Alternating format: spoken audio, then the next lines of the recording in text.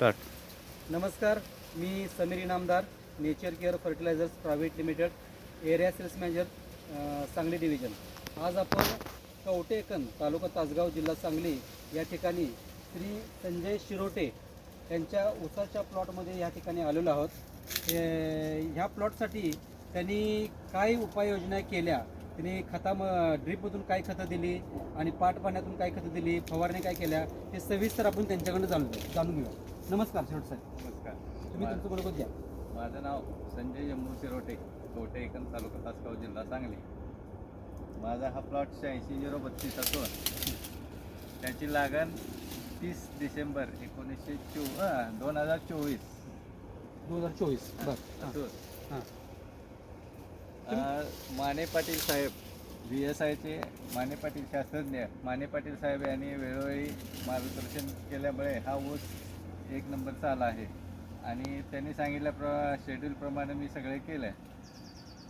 आणि ते green harvest special green harvest special याला मोठ्या बांधणीच्या वेळी आणि बाळभरणीला दोन्हीला वापरलेला. ग्रीन हार्वेस्ट स्पेशल सोबत तुम्ही नेचर केअर फर्टिलायझरची आणि कुठली उत्पादनं तुम्ही वापरला? ते सिलिकॉन वापरलं. सिलिकॉन वापरला, म्हणजे रिस्टोला वापरला तुम्ही. हां.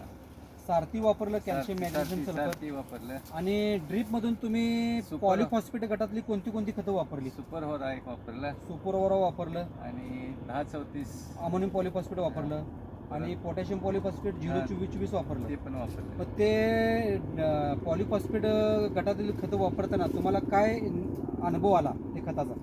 पेराची लांबी पेराची लांबी वाढली. म्हणजे पहिल्यापासून आहे तशी शेवटपर्यंत राहिली पेराची लांबी. बरं. म्हणजे आज मध्ये लहान असं हां, मोठं पेऱ्यामध्ये असं- अंतर वाढलं. हा, एकसारखं झालं. बरं. परत 30 डिसेंबरची तुमची लागण आहे 2024 मधली आणि आज जवळजवळ 11 महिने पूर्ण झाले. होय. अजून 12 महिने ते पूर्ण झालेले नाही आहेत. तरी तुम्हाला काय वाटतं की कारखान्याला किती टन याचा ॲव्हरेज पडेल?